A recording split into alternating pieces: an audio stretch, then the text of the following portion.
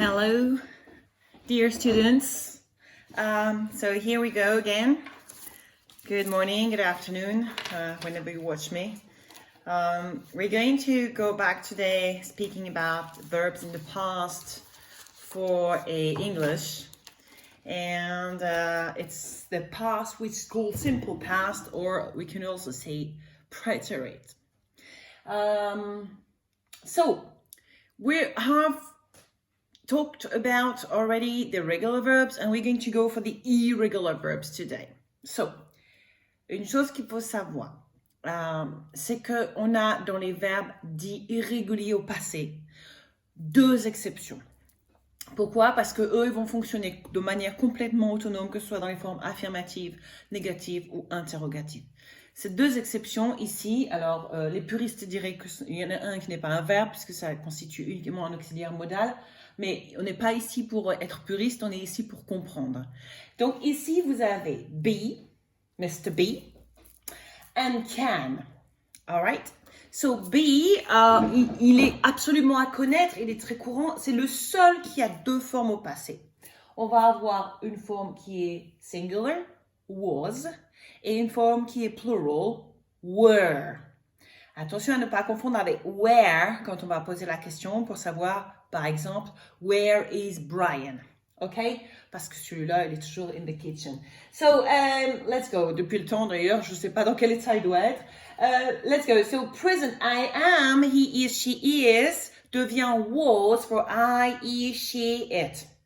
OK? Singular. Donc, on va avoir trois formes au présent pour be. On n'en a plus que deux. Une singulier, une plurielle. Was, were. Were qui inclut le you. Vous savez que le you en anglais, c'est à la fois tu et vous, mais en gros, comme c'est toujours pluriel. C'est comme si on vous voyait toujours une personne. Alright? So, past for be, was, were. And we have can, qui est le verbe pouvoir, ou plutôt un auxiliaire, mais en fait, on le décline comme si c'était un verbe ici. Et au présent, ça donne can, que ce soit singulier et pluriel pour toutes les personnes. Et au passé, ça va donner could. Vous connaissez certainement could already dans les formules de politesse. Could you give me the butter? Could you pass me the milk? Could you help me please? Okay? Could you whatever. So, could, c'est aussi une formule, la forme passée pour can. Could, attention, ça se prononce bien comme le could français. On va pas prononcer le L ici. Could. So, I could, you could, she could, we could, they could. Singular and plural. Ça, c'est pour la forme affirmative de ces deux verbes au passé. Be and can. On va rapidement voir comment ça se passe pour les formes interrogatives et négatives pour ces verbes-là. OK? Vous allez comprendre pourquoi la suite, quand on fera les verbes au passé, que ces deux-là, ils ont un fonctionnement à part parce qu'en fait, c'est des auxiliaires à part entière. Autrement dit, quand on va être au singulier ici, ça va donner I was, forme affirmative. Si c'est la forme négative, I wasn't, c'est le N-O-T qu'on va contracter en N''T. En anglais, à chaque fois que vous avez un mot qui se termine comme ceci, nta, vous êtes sûr à 200% que c'est une négation. OK? En tout cas, une négation d'un point de vue grammatical. Parfois pas forcément toujours dans le sens. Mais déjà au niveau grammatical, wasn't. So, was I satisfied? Qu'est-ce qui se passe ici? Regardez, I was satisfied, question. Was I satisfied? On intervertit l'ordre ici. OK? Pour la forme interrogative.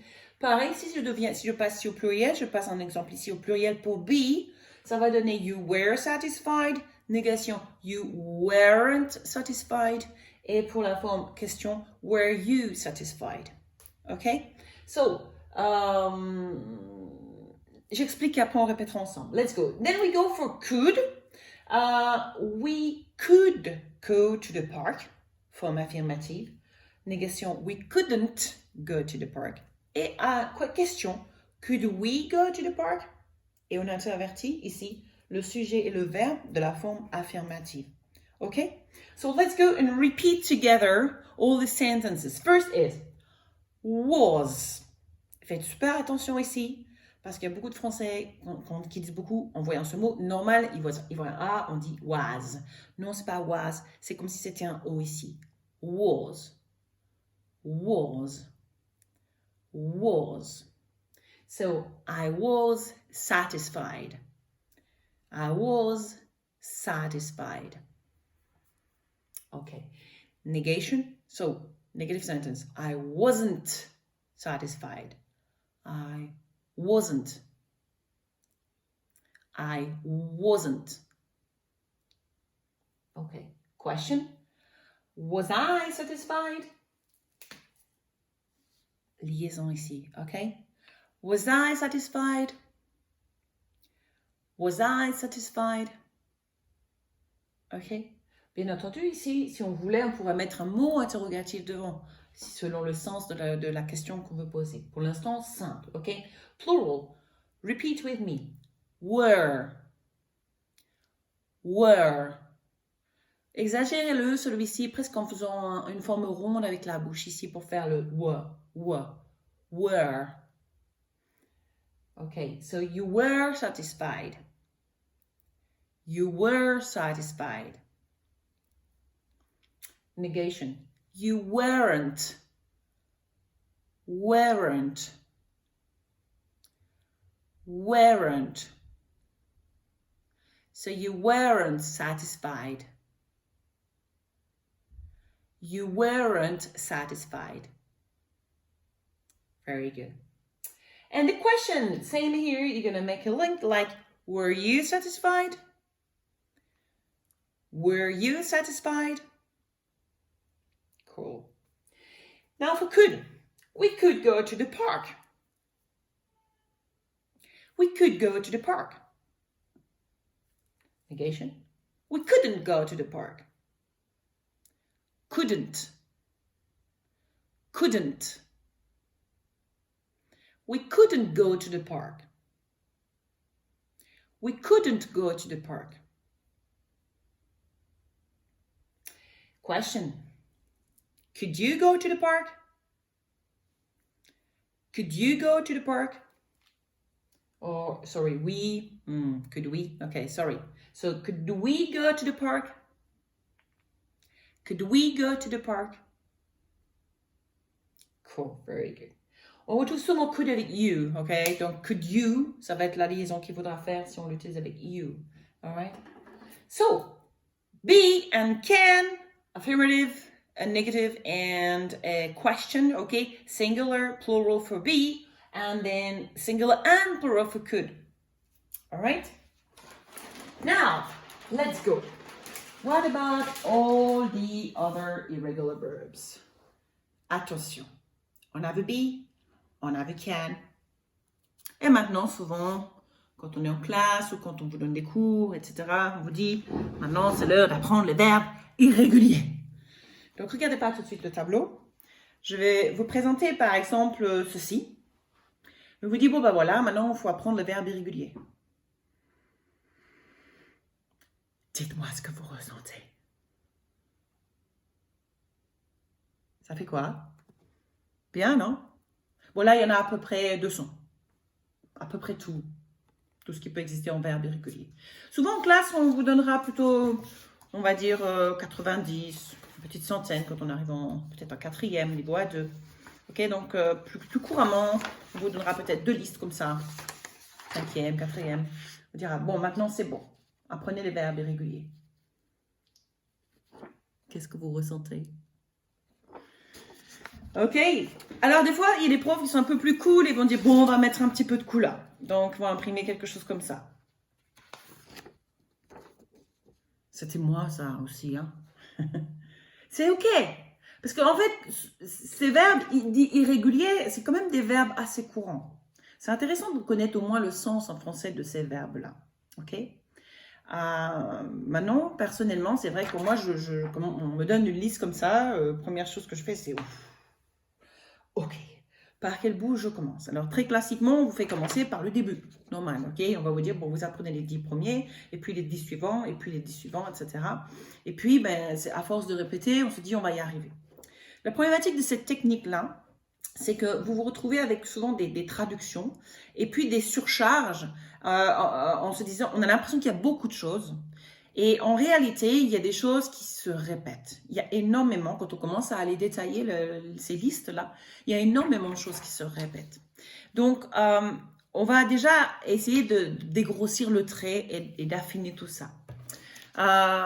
Si on regarde, par exemple, derrière, là, déjà la bonne chose, c'est quand vous avez des verbes irréguliers, c'est que ils sont pareils, ils se déclinent pareil à toutes les personnes. Ça, c'est à la fois du singulier et du pluriel. Donc, une fois qu'on connaît la forme du passé, on n'a pas besoin de se dire est-ce que ça c'est singulier ou pluriel, parce qu'il n'y a que be qui va avoir du singulier et du pluriel. Tous les autres, ils se déclinent pareil. Alors, ce n'est pas vraiment des déclinaisons, en fait, c'est de conjugue pareil. OK, so, si on observe bien ici, ce que j'ai mis en exemple ici derrière moi, on a become, became, build, built, begin, began, draw, drew, drive, drove, gave, gave, write, wrote, cut, cut, run, run. Alors, je ne les ai pas forcément mis dans l'ordre alphabétique d'ailleurs. Pourquoi? Parce que, en fait, si on regarde bien ces verbes, la plupart, ils ont combien de changements?